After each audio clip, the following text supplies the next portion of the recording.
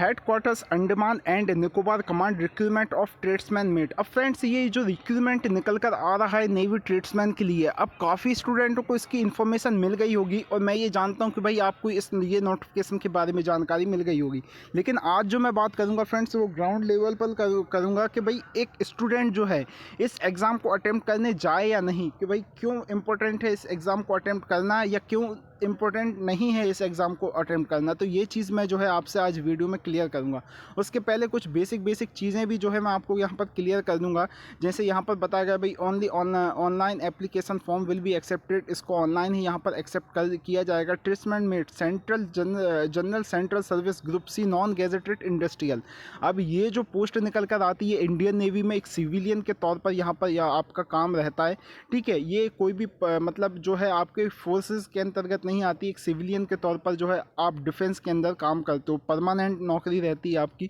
यहाँ पर लेवल 1 यहाँ पर 18,000 आपका यहाँ पर बेसिक पे रहेगा। देन उसके बाद आपको other allowances as per government of India के अकॉर्डिंग दिए जाएंगे।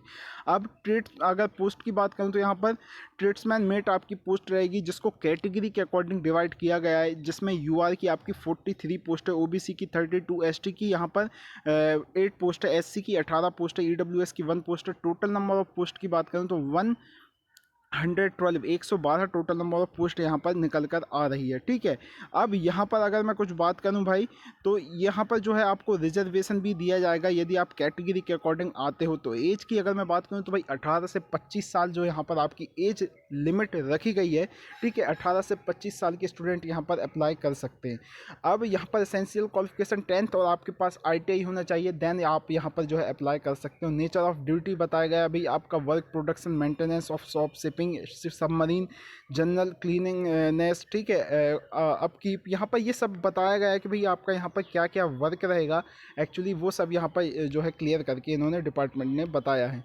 अब यहाँ पर अगर मैं थोड़ा सा और जाऊँ तो एज रिलैक्सेशन आपको मिलेगा as per government of India के अकॉर्डिंग। यहाँ पर SC ST को 5 ईयर का, OBC को 3 ईयर का, PWD को 10 ईयर का यहाँ पर एज रिलैक्सेशन में मतलब एज में आपको आयु में छूट दी जाएगी, है ना।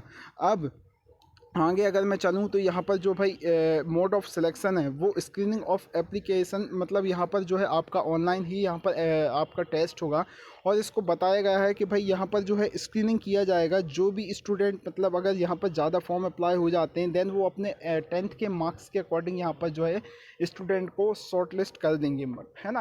अकॉर्डिंग अगर ज़्यादा जो है यहाँ पर एप्लीकेशन फॉर्म अगर हो जाते हैं उनको, अगर सेंटर करने में व्यवस्था नहीं हो पाती है, एग्ज़ाम सेंटर यहाँ पर उनको नहीं ज़्यादा मिल पाते, तो उसके अकॉर्डिंग वो ऐसा करेंगे। ठीक है, बेसिकली तो भाई सभी का यहाँ पर एडमिट कार्ड आएगा, कोई चिंता की बात नहीं है या कोई टेंशन की ऐसी बात नहीं है ना। अब यहाँ पर लिखा गया है भाई जो basic selection criteria does not automatically initial person applicant with called for the written test.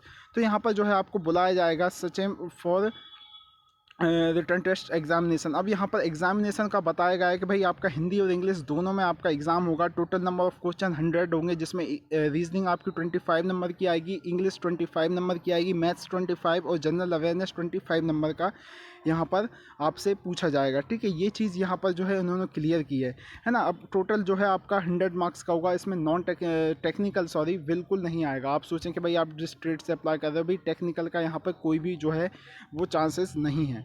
अब आगे अगर मैं जाऊँ तो भाई सिलेबस का इसमें क्लियर किया गया है कि भाई किन किन टॉपिक से यहाँ पर क्वेश्चन पूछे जाएंगे, तो वो सब यहाँ पर क्लियर किया गया है। डेट ऑफ एग्जामिनेशन आपको मोबाइल रजिस्टर्ड मोबाइल नंबर या ईमेल पर आपको भेज दी जाएगी और इसके ऑफिशियल वेबसाइट पर भी शो कर दी जाएगी। ठीक है, तो वो जैसे ही शो होती है तो वैसे ही आपको जो है इन्फॉर्मेशन मिल जाएगी, चैनल के साथ बने रहोगे तो।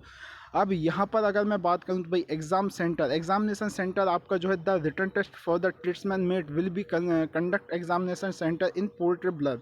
यहाँ पर जो है no other exam centre will be allowed, मतलब यहाँ पर जो बताया गया है पोर्ट ब्लेयर जो अंडमान निकोबार का कैपिटल है, यहीं पर आपका जो एग्ज़ाम सेंटर रहेगा।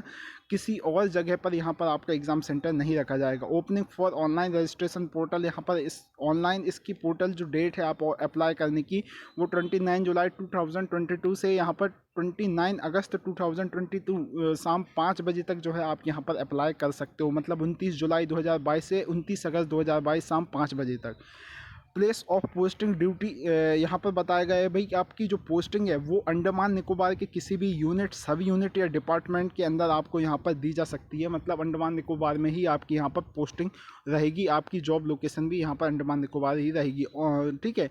Apply online recruitment for the post of tradesman met headquarter Andaman and Nicobar command. अब यहाँ पर आपको जो है ऑनलाइन ही अप्लाई करना है, तो यहाँ पर उसका यहाँ पर बताया गया है भाई एडमिट कार्ड आपका जब आएगा तो उसकी जानकारी आपको लग जाएगी। ठीक है। अब कुछ चीज़ें जो है यहाँ पर मैं आपको इम्पोर्टेंट वाली क्लियर करूँगा। ठीक है। यहाँ पर ओनली भारतीय रहवासी होना चाहिए, तो यहाँ पर आप अप्लाई कर सकते हो।